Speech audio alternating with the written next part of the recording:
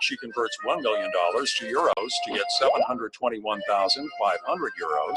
This investment earns 15%, bringing her new total to 829,725 euros. She then converts her investment back into dollars, receiving $1,120,129. Opportunities to profit from covered interest arbitrage are rare, especially in highly active markets where all market participants are equally informed.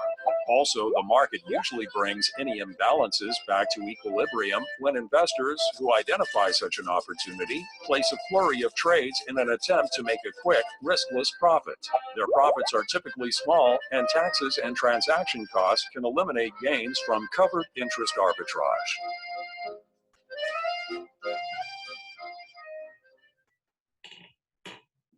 I hope this video further enhanced your concept. So, any question regarding covered interest arbitrage?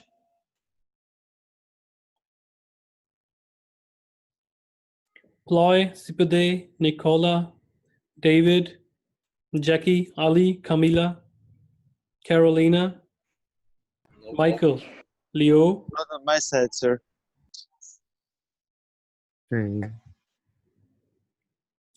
Okay, so let's talk about our earlier concept, which is premium or discount of forward rate. So we already know that forward rate is equal to spot rate plus spot rate into 1 plus the premium. And if we rearrange this one, so premium is equal to difference in forward and spot rate divided by spot rate. So we already did this slide in our earlier classes.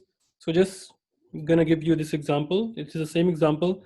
So if the spot rate is 1.40 and 1 year forward premium is 2%, then forward is equal to spot rate 1 plus premium. So forward would be 1.428, right? Now question is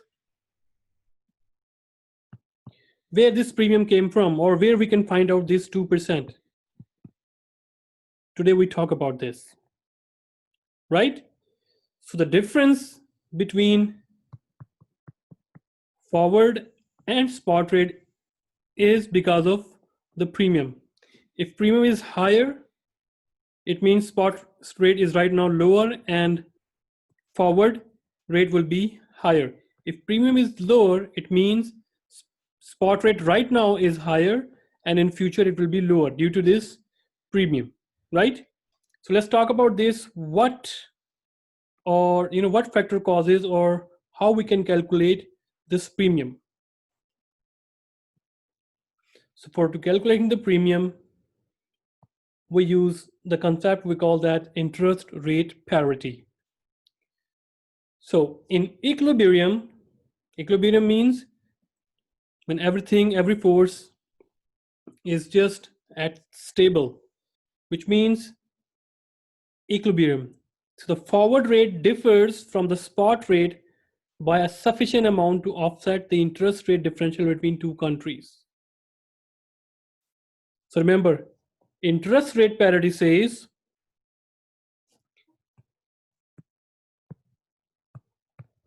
if interest in A country is higher than interest in B country, right? Then it says that if you are here, it says that the foreign exchange rate will be increased or decreased with the difference in interest rates. And the formula says that the forward premium or the premium on the foreign currency is equal to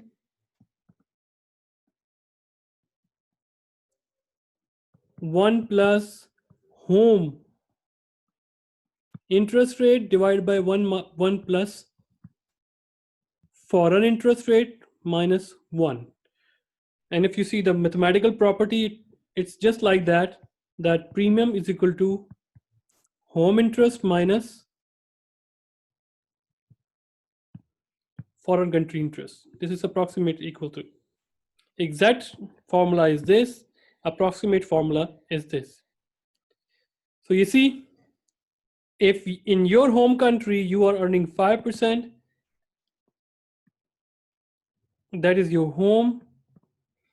In B, you are earning 1%, then it means if, or 10%, for example, if you invest in the country B and then you convert back into your home currency, so the loss will be, or the forward premium will be increased by the difference of approximately 5%. So if you lock before, or if you lock earlier, then what happens, you can enjoy exact 5%. Means your profit will be 5% more than your home country.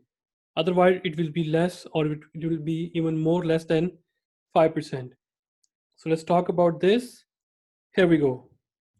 We know that just from previous formula that premium is equal to forward minus spot divided by spot, and we also find out that premium is equal to approximately home interest minus foreign interest. So we can say that F minus S divided by S is equal to, or approximately equal to, home interest minus foreign interest, right? So the relationship between forward premium and the interest rate differential according to interest rate parity, it can be simplified in approximated form, which I just told you here, that the forward premium, or we can just put into the other words that the interest rate parity holds, and it says that the forward premium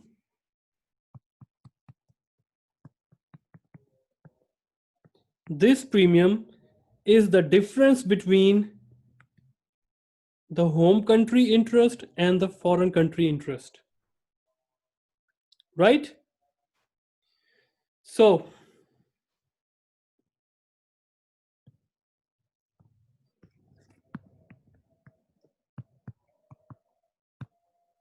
if interest in US is 5% and in China is 10%, right? So if you want to invest in China to earn this 10%, rather 5%,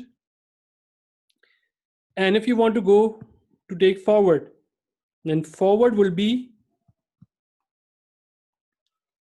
or forward premium will be, or the future rate or the forward rate will be increased by how much?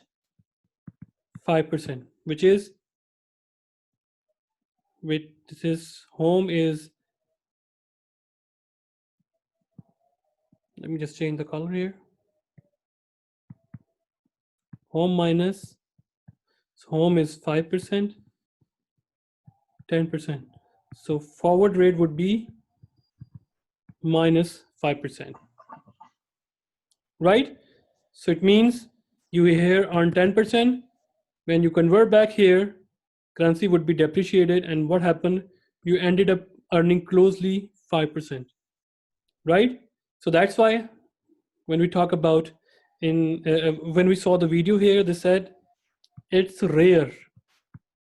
So due to this age of like internet, so normally this opportunity just open for a couple of minutes or a couple of hours, not more than that, because everyone wants to exploit this opportunity. And what happened? It pushes the forward, those who are providing forward, it pushes forward market to depreciate in this condition, because foreign is higher than the interest rate in home, right?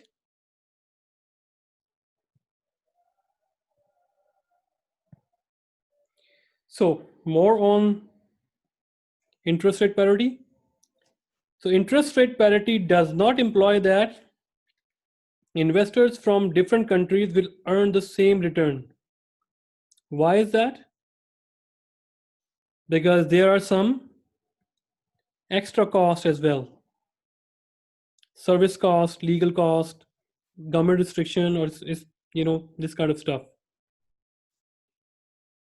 Does interest rate parity holds? So compare the forward rate with the interest rate quotations occurring at the same time. So due to the limitations in access to data, it is difficult to obtain quotations that reflect the same point in time.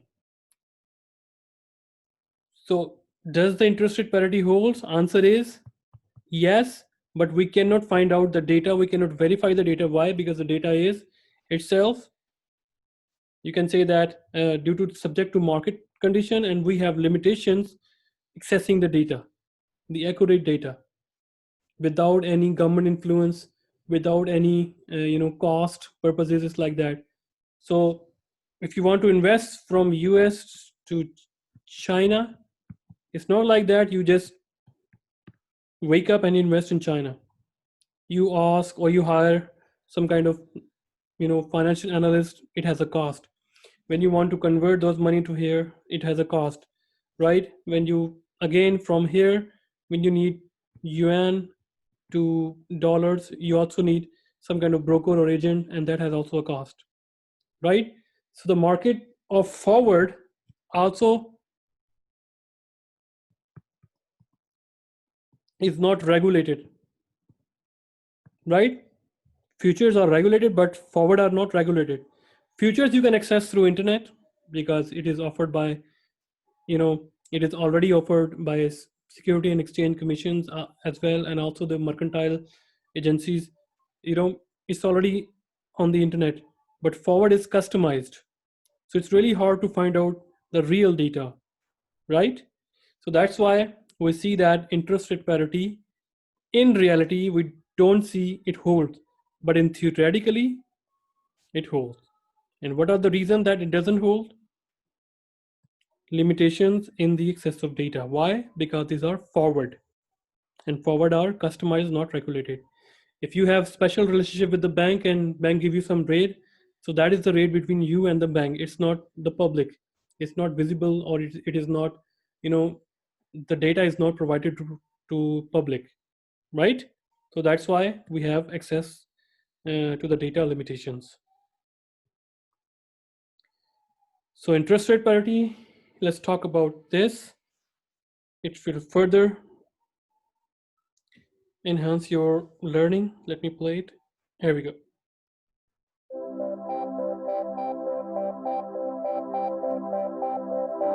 Uncovered interest rate parity is the condition in which the difference in interest rates between two nations is equal to the expected change in exchange rates between those nations' currencies. For example, an investor in the United States has two options. She can spend $1,000 buying a US bond with a 10% interest rate. After a year, she'd have $1,100. Or she could invest in a Canadian bond, which has a 15% interest rate. She figures her return as $1,150, multiplied by the exchange rate between the US and Canadian dollars. If there's uncovered interest rate parity between the two investments, the Canadian dollar will depreciate against the US dollar by about 5%. In other words, the expected change in the interest rate will be equal to the gap between the two interest rates. To convince an investor to invest in the Canadian bond when the nation's currency is expected to depreciate, the Canadian dollar's interest rate would have to be about 5% higher than the US dollar's interest rate. In arbitrage opportunity, the chance to